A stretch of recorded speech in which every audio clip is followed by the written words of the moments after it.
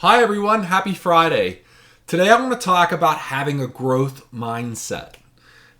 So why are we talking about a growth mindset today? Well, it's because of a conversation that several folks have been having at the university that I work for.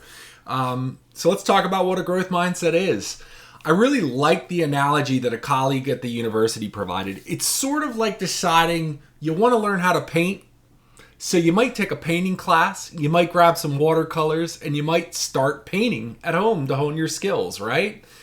Your first painting might not look like anything, but you have that mental fortitude to believe that if you keep working on the painting, you're going to get better at it. The converse of that is a fixed mindset. So someone with a fixed mindset sits down to paint, they decide that it really looks terrible, and they just give up. So a growth mindset is the personal belief that your abilities and intelligence can be developed through hard work, dedication to your craft, and learning. Dr. Jennifer Teague, she's a colleague at SNU, says that having a growth mindset means that also viewing failures as valuable learning experiences and recognizing that continuous improvement is possible through dedication and resilience. I really like that sentiment. So how do we demonstrate a growth mindset? Well, we embrace challenges as opportunities to learn and grow rather than obstacles to accomplishing the extraordinary, right?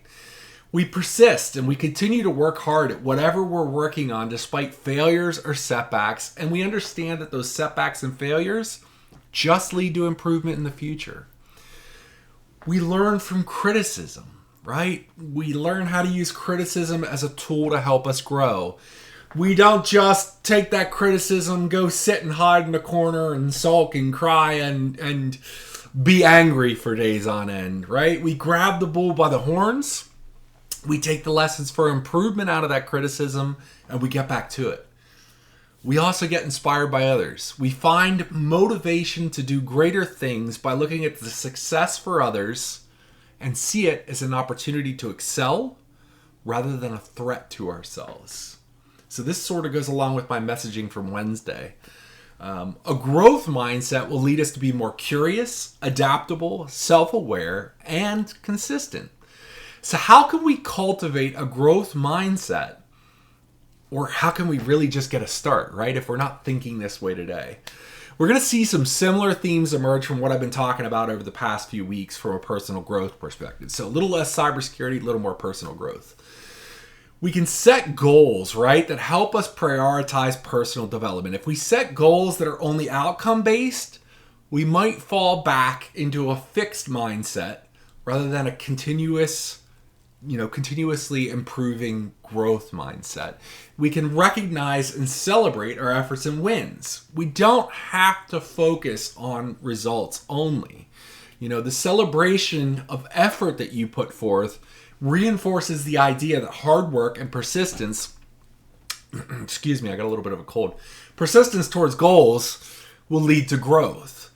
We could take the time to reflect on failures and pull apart what we can learn from them, a sort of root cause analysis, if you will, or the Ishikawa method of learning what didn't go right.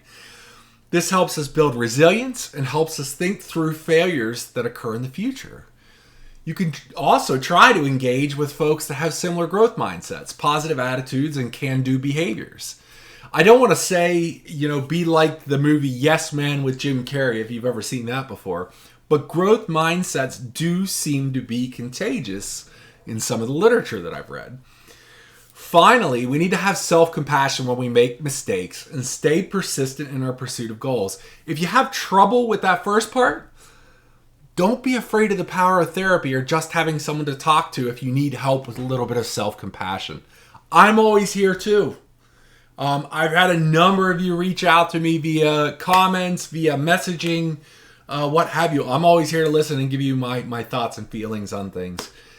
So a big thank you to Meg Palmer for the lead in here. She's a 2018 graduate of SNU, and she sort of triggered the idea with an article that she posted to a faculty space in the university. So let me ask you, would you say that you have a growth mindset? If you do, and there's something I didn't mention here that you think helps you achieve that growth mindset, leave me a comment. Appreciate you watching the video. Have a great weekend.